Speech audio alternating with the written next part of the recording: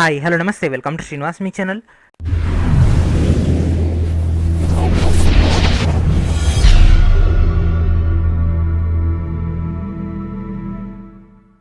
ఈరోజు ఈ వీడియోలో మనం రైల్వే ఎగ్జామ్స్ యొక్క ప్రిపరేషన్లో భాగంగా ప్రీవియస్ అండ్ ఇంపార్టెంట్ అయినటువంటి ఎన్సీఆర్టీ యొక్క బిట్స్ అని డిస్కస్ చేద్దాం.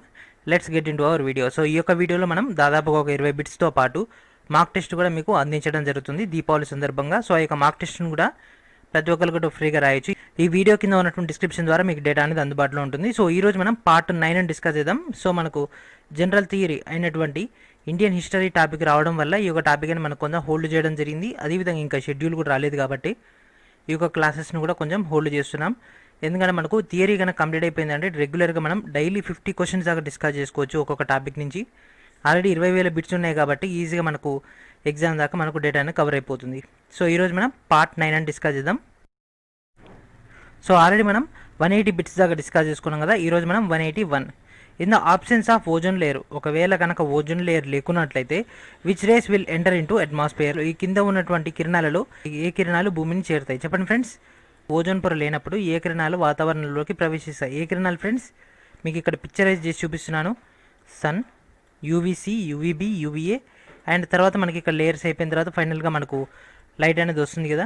ఇన్ఫ్రారెడ్ రేసా, విజిబుల్ లైటా, లేకపోతే అల్ట్రావైలెటా, లేకపోతే ఎక్స్రేసా? ఏంటి ఫ్రెండ్స్? యూవీ కిరణాలు. ఓకేనా, ఓజోన్ పొర అనేది యూవీ కిరణాలను రెగ్యులేట్ చేస్తుంది కాబట్టి ఒకవేళ ఓజోన్ పొర లేకుంటే ఏమొస్తాయి ఫ్రెండ్స్? యూవీ కిరణాలు రావడం జరుగుతుంది. అండ్ అదేవిధంగా a device which is used to limit the current in an electric circuit is called a grid, fuse, hub, conductor. ఏంటి ఫ్రెండ్స్? ఈ కింద వాటిలో దేని అంటాం ఫ్రెండ్స్? సో మనకు వస్తున్నటువంటి కరెంట్ని కంట్రోల్ చేసుకొని మనకు కావాల్సినటువంటి కరెంట్ని మాత్రం ఇచ్చేదాన్ని ఏమంటాం ఫ్రెండ్స్? ఫ్యూజ్ అనడం జరుగుతుంది. సో ప్రతి ఇంటికి కూడా ఫ్యూజ్ ఉంటుంది కదా. ఫ్యూజ్ ఏం చేస్తుంది? మనకు వోల్టేజ్ ఎక్కువైనా తక్కువైనా కూడా ఇది దాన్ని కంట్రోల్ చేసేసి మనకు కాన్స్టెంట్గా ఇస్తుంది. ఒకవేళ ఎక్కువైంది అనుకోండి ఫ్యూజ్ అనేది బ్రేక్ అయిపోతుంది. లోపల ఉన్నటువంటి ఎలక్ట్రానిక్ ఇన్స్ట్రుమెంట్స్ అన్నిటిని కూడా ఇది రెగ్యులేట్ చేస్తుంది కదా. కాబట్టి ఫ్యూజ్ ఈజ్ అవర్ డేటా. ఎందుకంటే గ్రిడ్కి దీనికి సంబంధం లేదు. ఎందుకంటే ఈ డివైస్ కరెంట్ని లిమిట్ చేసేటటువంటి సర్క్యూట్కి గ్రిడ్ కాదు, హబ్ కూడా కాదు. హబ్ అంటే అన్ని కనెక్షన్స్ ఒక దగ్గరకు ఉంటే దాన్ని మనం హబ్ అంటాం. ఓకేనా, ఈ విధంగా ఉంటే హబ్ మన మధ్యలో ఉంటే హబ్ అంటాం, అన్ని కనెక్షన్స్ దీనికి ఉంటాయి. అండ్ నెక్స్ట్ కండక్టర్ అంటే అది ఎంత తక్కువ ఉన్నా ఎంత ఎక్కువ ఉన్నా కూడా అది సెండ్ చేస్తూనే ఉంటుంది. అది రెగ్యులేట్ అయితే చేయదు కదా. కాబట్టి fuse is our answer. So according to options we can choose. And next question, an object at rest will remain at rest and an object in motion will be remain in motion until and unless it is acted upon by an external force. This is Newton's. So ఈ విధంగా మనకు loss ఉంటాయి కదా friends. Loss base పైన direct questions అడుగుతున్నారు కాబట్టి వీటిపైన ఎక్కువ కాన్సన్ట్రేషన్ చేయండి. సో మనం డెఫినేషన్స్ ఏది చదువుతామో డెఫినేషన్స్ పైన ఎక్కువ కాన్సన్ట్రేషన్ ఉండాల్సి ఉంటుంది. సో విశ్రాంతి అంటే నిశ్చల స్థితిలో ఉన్నటువంటి ఒక వస్తువు అనేది నిశ్చల స్థితిగా అంటే కదలకుండా విశ్రాంతిగా ఉంటుంది. అదేవిధంగా కదలికలు ఉన్నటువంటి ఒక వస్తువు కదలికలో ఉంటుంది. దానిపైన బాహ్య శక్తి అంటే బాహ్య బలం అప్లై చేయనంత మటుకు అది అదే విధంగా ఉంటుంది. దాన్ని ఏమంటాం ఫ్రెండ్స్? న్యూటన్స్ ఫస్ట్ లా అనడం జరుగుతుంది. ఓకేనా, న్యూటన్స్ ఫస్ట్ లా ఆల్రెడీ మనం థియరీ దాంట్లో డిస్కస్ చేసుకున్నాం కదా. న్యూటన్ ఫస్ట్ లా అంటే స్టేబుల్గా ఉన్నటువంటి ఎలిమెంట్ అనేది స్టేబుల్గా ఉంటుంది, మూవ్ అవుతున్నటువంటి ఎలిమెంట్ అనేది స్పేస్లో మూవ్ అవుతూనే ఉంటుంది until and unless we can apply the external force. And next question చూడండి friends, minimum number of unequal vectors which can give zero resultant are. ఓకేనా ఫ్రెండ్స్, ఇక్కడ మనకు జీరో రిజల్టెంట్ కోసం అట్లీస్ట్ ఎన్ని అన్ఈక్వల్ వెక్టర్స్ అనేవి కావాల్సి ఉంటుంది? 2, 3, 4, మోర్ దెన్ 4. ఏంటి ఫ్రెండ్స్ దీని యొక్క ఆన్సర్? ఏంటి ఫ్రెండ్స్? 3. ఈ విధంగా మనకు ట్రయాంగులర్ షేప్లో వేరియస్ అయినటువంటి ఫోర్సెస్ మీకు పిక్చరైజ్ చేసి చూపిస్తే మీకు ఇంకా క్లారిటీగా ఉంటుంది. ఇక్కడ చూడండి ఫ్రెండ్స్, ఇది ఒక వెక్టర్. సో వెక్టర్ అంటే ఏంటి ఫ్రెండ్స్? మనకు ఖచ్చితంగా డైరెక్షన్ ఉండాలి. సో దీని యొక్క డైరెక్షన్ ఇటు, దీని యొక్క డైరెక్షన్ ఇటు, దీని యొక్క డైరెక్షన్ ఇటు. ఓకేనా, ఈ యొక్క మనకు ఫోర్స్ ఈ విధంగా అప్లై అయితే ఇది ఏమవుతుంది ఫ్రెండ్స్? ఆటోమేటిక్గా రిజల్టెంట్ అనేది 0 అవుతుంది. ఓకేనా, ఈ విధంగా మనకు డేటా వస్తుంది కాబట్టి మినిమం ఎన్ని కావాలి ఫ్రెండ్స్? మినిమం 3 కావాలి. ఒకవేళ 2 అయినట్లయితే ఇది ఇటు వెళ్ళిపోతూనే ఉంటుంది, ఇది ఇటు వెళ్ళిపోతూనే ఉంటుంది. 3 అయితే అదేవిధంగా 4 అయినా కూడా రెగ్యులేట్ అవుతుంది, 5 అయినా 6 అయినా అవుతుంది. కాకపోతే ఇక్కడ ఏమన్నాడు? మినిమం అన్నాడు, అంటే కనీసం మనకు 3 కావాల్సి ఉంటుంది. కొన్నిసార్లు మ్యాక్సిమం అంటే అన్లిమిటెడ్ అంటాడు, అన్లిమిటెడ్ చూస్ చేసుకోవాల్సి ఉంటుంది. And next question, water is not suitable as a calorimetric substance because. So నీరు అనేది కెలోరీమెట్రిక్ పదార్థంగా ఉపయోగపడదు. కారణం ఏంటి friends? It has high specific heat, good conductor, high boiling point, అదేవిధంగా హీట్ ఆఫ్ వేపరైజేషన్. ఏంటి ఫ్రెండ్స్ చెప్పండి? సో చెప్పండి ఫ్రెండ్స్ ఏంటిది? ఇది స్పెసిఫిక్ హీట్ అనేది ఎక్కువగా ఉండడం వల్ల ఇది కెలోరీమెట్రిక్ సబ్స్టెన్స్గా ఉపయోగపడదు. ఓకేనా, కెలోరీమెట్రిక్ దాంట్లో దీన్ని ఉపయోగించారు. కారణం ఏంటంటే దీనికి స్పెసిఫిక్ హీట్ అనేది చాలా ఎక్కువగా ఉంటుంది. When a body fall from an aeroplane there is increase in its. So ఒక వస్తువు కనుక విమానం నుంచి కనుక పడిపోయినట్లయితే దానిలో ఏది పెరుగుతుంది? Kinetic energy, mass, acceleration, potential energy. ఏంటి ఫ్రెండ్స్? యాక్సిలరేషన్ పెరుగుతుంది. కాకపోతే ఇక్కడ క్వశ్చన్లో మనకు సేమ్ క్వశ్చన్ వేరే రకంగా ఏమని అడుగుతారంటే, ఇక్కడ when a body falls from an aeroplane, అది ఎర్త్కి రీచ్ అయ్యే ముందల, ఓకేనా, ఎర్త్కి రీచ్ అయ్యే ముందల దానిలో ఏది ఉంటుంది అంటే కైనెటిక్ ఎనర్జీ ఉంటుంది. అదే ఫాల్ అవ్వగానే మనకు దాంట్లో ఏం ఇంక్రీజ్ అవుతుంది? ఓకేనా, దాంట్లో ఏం ఇంక్రీజ్ అవుతుంది ఫ్రెండ్స్? యాక్సిలరేషన్ అనేది ఇంక్రీజ్ అవుతుంది, అంటే త్వరణం అనేది పెరుగుదల ఉంటుంది. ఓకేనా, so this is our answer. So certain height అని మెన్షన్ చేయలేదు. సో పడిపోయిన తర్వాత దాని యొక్క పొజిషన్ అంటేనేమో యాక్సిలరేషన్ వస్తుంది. అది భూమికి రీచ్ అవ్వడానికి ముందు, ఓకేనా, భూమికి రీచ్ అవ్వడానికి ముందు అంటే మాత్రం కైనెటిక్ ఎనర్జీ వస్తుంది. సో ఒకే క్వశ్చన్లో ఒక చిన్న పాయింట్ యాడ్ చేయడం వల్ల టోటల్ ఆన్సర్ అనేది వేరీ అయిపోతుంది. కాబట్టి physics is most complicated than chemistry and biology. ఎందుకంటే కెమిస్ట్రీ అంటే డైరెక్ట్ ఈక్వేషన్ చూడగానే ఆన్సర్ చేసేయచ్చు. Which among the following types of coal produces most heat per unit. So ఓకేనా ఫ్రెండ్స్, ప్రతి యూనిట్కి కూడా అత్యధికంగా ఉష్ణాన్ని ఉత్పత్తి చేసేటటువంటి కోల్ ఏంటిది? Coal, lignite, anthracite, peat. ఏంటి ఫ్రెండ్స్, మనకి ఇక్కడ A to P దాకా ఉంటుంది. లిగ్నైట్, బిటుమినస్, ఓకేనా, ఆంథ్రసైట్, బిటుమినస్, లిగ్నైట్, పిట్, ఈ విధంగా మనకు ఉంటాయి. A for anthracite, that means highest power. Anthracite అంటే అత్యంత నాణ్యమైనటువంటి బొగ్గు. And question number 118. Which among the following waves is used for communication by artificial satellites. ఓకేనా ఫ్రెండ్స్, ఈ కింది వాటిలో ఏ వేవ్స్ని ఉపయోగించుకొని ఆర్టిఫిషియల్ శాటిలైట్స్ తోటి మనం కమ్యూనికేషన్ అవ్వడం జరుగుతుంది? ఓకేనా, ఈ కింది వాటిలో ఏ వేవ్స్?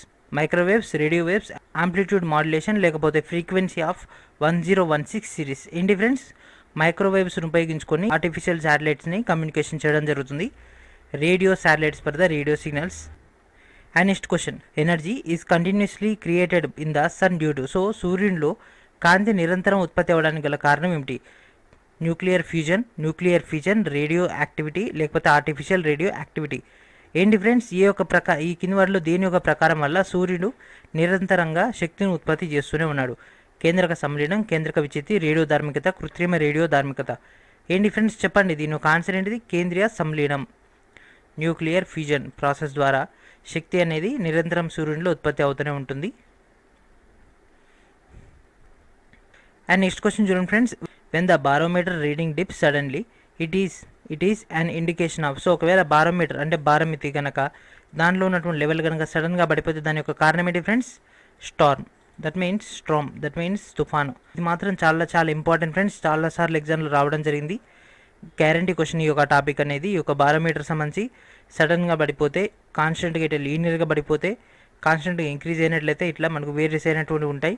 అవి మనం తర్వాత మనకు అప్కమింగ్ చాలా బిట్స్ వస్తాయి. కాబట్టి మనకి ఎక్కువగా అడిగింది మాత్రం ఈ యొక్క తుఫాన్ల గురించే. తర్వాత మిగిలిన రెండు కూడా యావరేజ్గా అడగడం జరిగింది.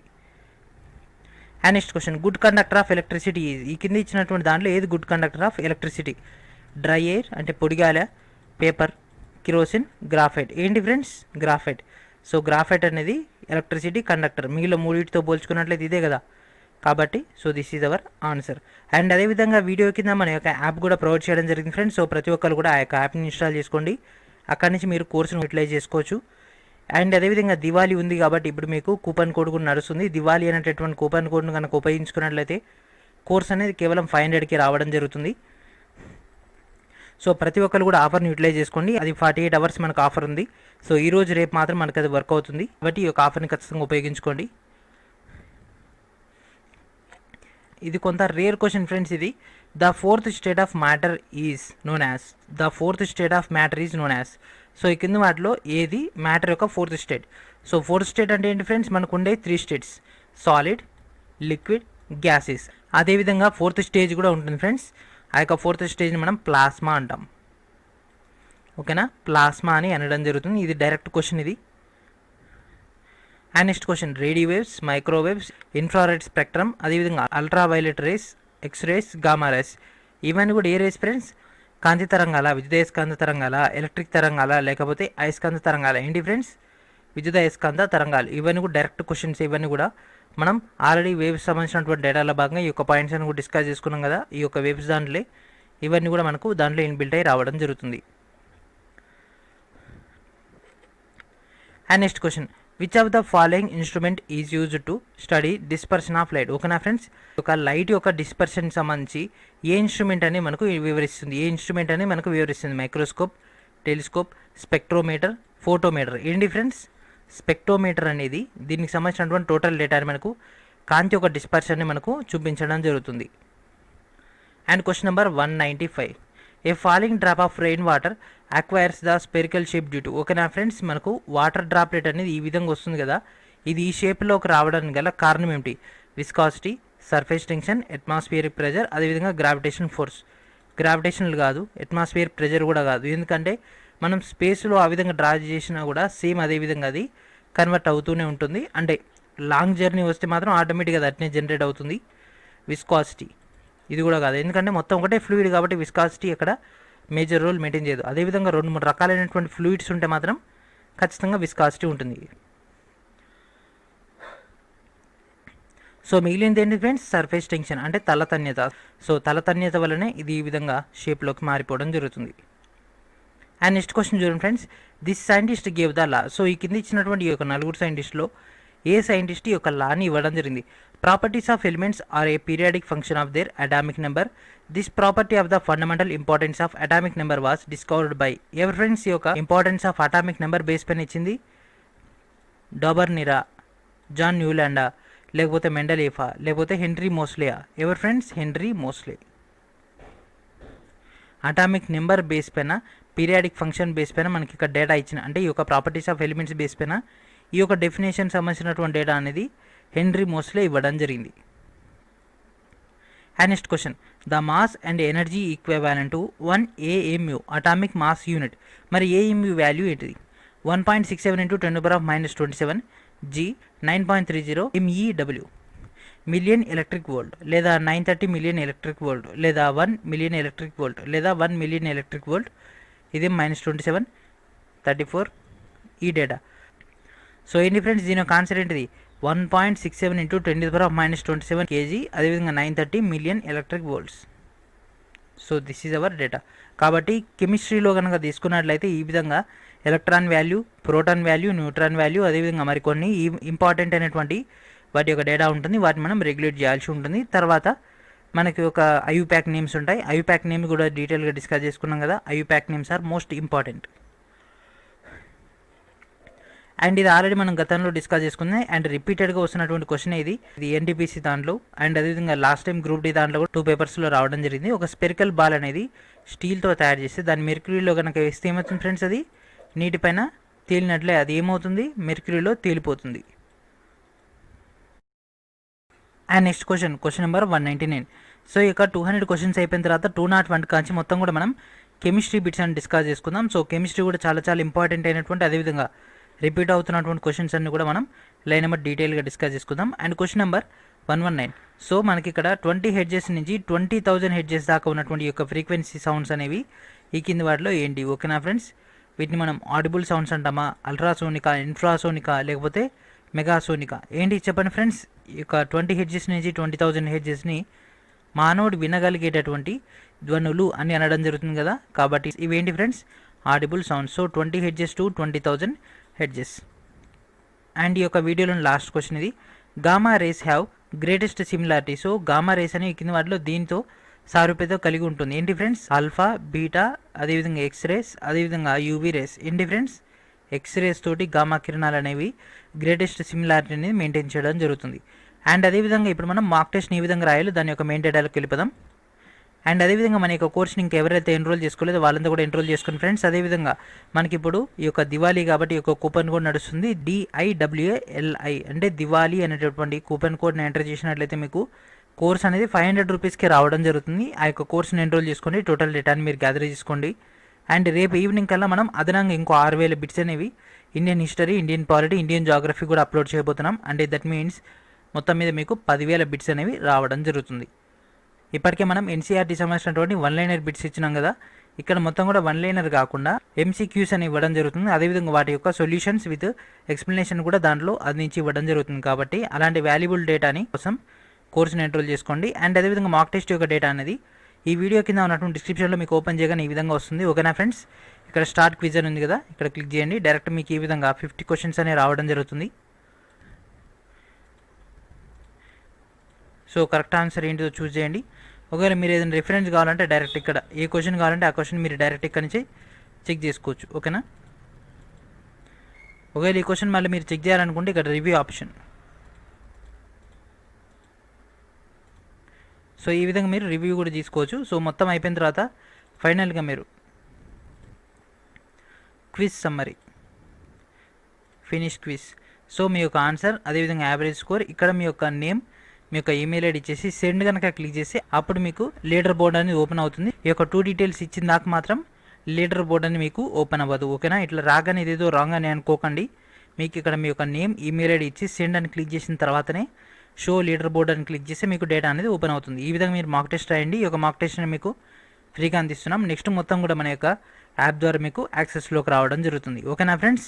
సో ఇది ఫ్రెండ్స్ ఈరోజు వీడియో. నెక్స్ట్ వీడియో మరికొన్ని డేటాతో కలుద్దాం. అండ్ అదేవిధంగా ప్రతి ఒక్కరు కూడా happy Diwali. And thank friends, thank for watching.